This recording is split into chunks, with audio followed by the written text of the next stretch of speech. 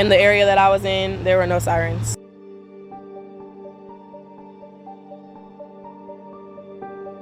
My car just started spinning into circles and spinning and spinning. And I really was just holding on to my steering wheel for dear life and just praying and saying, Jesus, Jesus, Jesus, because at that time I really thought that it was going to be my last moment. I flew out the car from this point right here, and I slid in the rain and hail down the street about 40 yards to a light post down there where I was just hanging on.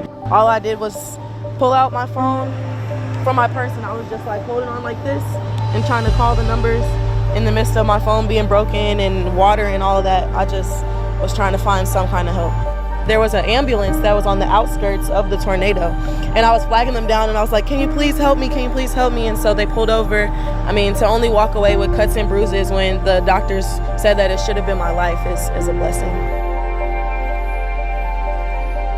Are still working to identify the last of the people killed when a tornado ripped through North St. Louis on Friday. We know 5 people died: Patricia Pendleton, Juan Baltazar, Delois Holmes, and Renee Scott Lyles. Tonight, David Amilati is working to learn more about the 5th person who died. He is live in the O'Fallon neighborhood tonight.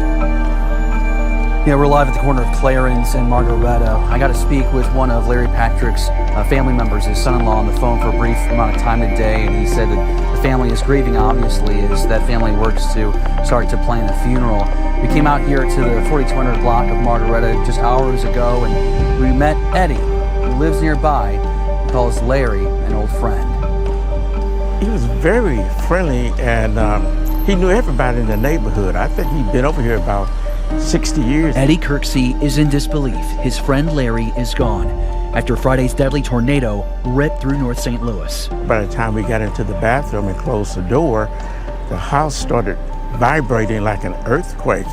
And then all of a sudden there was noise and there was complete quietness. When the storm passed and he got out to the front porch, he saw his home was damaged. But across the street, his friend Larry Patrick's home had collapsed. We were like best buddies in the neighborhood, I think, because when I mowed my lawn, he was out mowing his, and we spent more time talking than mowing the lawn. Patrick is one of the 5 fatalities from Friday's deadly storms. Right now, we're just saddened. Our hearts are broken about all of this. Patricia Pendleton was inside the Centennial Christian Church when the storms hit. She was volunteering at the time when the building collapsed. She painted these walls. 70-year-old Delois Holmes was inside her Cote Brilliant Avenue home Friday. Her son Donnie showing First Alert 4 where his mother died, trying to take shelter from the storms. Her life's work went into this house. And it killed her. Juan Baltazar was killed in South St. Louis on Friday when a tree branch fell on his truck. First Alert 4 spoke to his wife, who says he was a wonderful father. The 5th life lost, mother Renee Scott Lyles, who was running for the basement with her husband Alan when the storms ramped up. I see total destruction. I'm thinking, well, I know that's it. That house is gone. For Eddie and his wife Georgia, they have lived here on North City's Margaretta Avenue for almost 30 years. They say Larry, always a constant and always taking pride in his home. He used to take care of his wife, Flower. She, like the roses there. When I come out, a lot of times he'd be sitting over there on his porch or under his porch, and we would wave.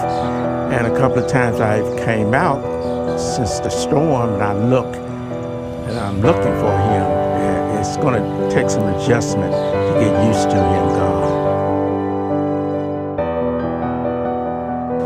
Kelly, entire swaths of North St. Louis are still stunned by the force, but especially the speed of Friday's storms. I don't think anyone could have predicted just how quickly and furiously that tornado could have twisted through and left that trail of danger and devastation. As you mentioned just moments ago, Mayor Kara Spencer stepped up to the mic and delivered a stunning confession. The sirens were not deployed in a way that they should have been. So some went off, some didn't? It's not exactly clear, okay, Mark, but I will tell you that there was a failure. Does that mean someone just didn't push a button? Can you elaborate? I believe that's exactly what happened, Mark. A button wasn't pushed, and the sirens were not deployed. The sirens were not deployed in a moment when every second mattered. We know now that Mayor Spencer is seeking accountability and pledging to repair and simplify the protocols going forward. But look, 4 days now into this recovery, and despair for thousands of people in North St. Louis is swelling into frustration for people in desperate need of immediate relief. Excuse the house, I'm not like this. Keeping a tidy house normally fills Donna Darris with pride, but Friday, it was her house that filled her with dread. The house was shaking. I mean, shaking like it was dancing.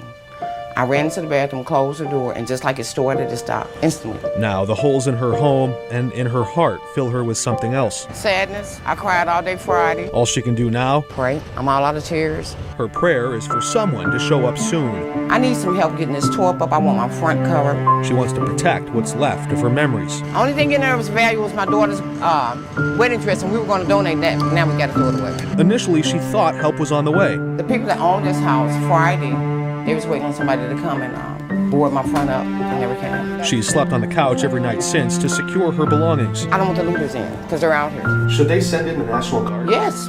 Oh, yes. Yes. Outside the church, just down the street, a pastor and retired Army soldier pick up brick by brick. And at a high-rise public housing apartment complex, no elevators was working, no lights was working.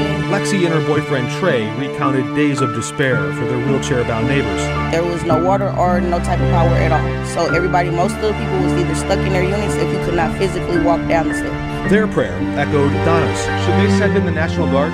Yes. Yes. We need all the help we can get. We've seen a lot of people come out and help, but we need more people. So we brought those pleas to U.S. Senator Josh Hawley. Would you call on the president or the governor maybe more appropriately to send and surge manpower, National Guardsmen and women here now? Yeah, I think, Mark, the governor is running this relief and recovery operation. I think he's doing a really good job. The Guard may be something he may want to consider. To your point, there's a lot of debris. There's a lot of need out there.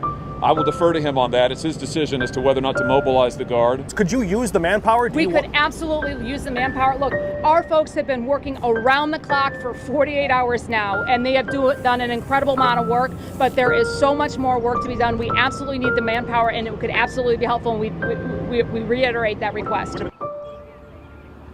And when we go through North St. Louis, we hear that question on dozens of people's lips. Where is FEMA? Where is the National Guard? After we started asking those questions today, Governor Mike Kehoe telling us that they will send a National Guardsman liaison to the local and state officials tomorrow to see if they can find an appropriate mission to deploy those National Guardsmen on. And a source familiar and close to these conversations also tells us city, state, and federal officials will also convene with FEMA officials tomorrow looking for additional ways to finally surge those boots on the ground.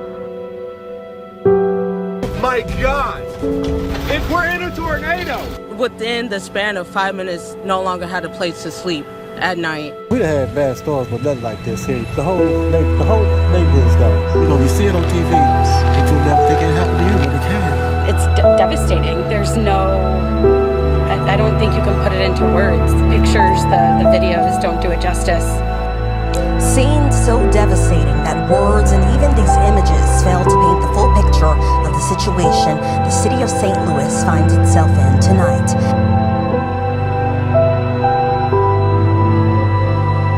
Tonight, the long road to recovery is just beginning across St. Louis. Here's what we know right now about those deadly storms and the trail of damage left behind. The service says an EF3 tornado hit parts of St. Louis City, leaving an extensive path of destruction. 5 people were killed and 38 others were injured. The city says more than 5,000 buildings were damaged or destroyed. Missouri Task Force 1 was called in right after the storms to help with search and rescue efforts. We have crews around the city showing us the impact of this deadly storm.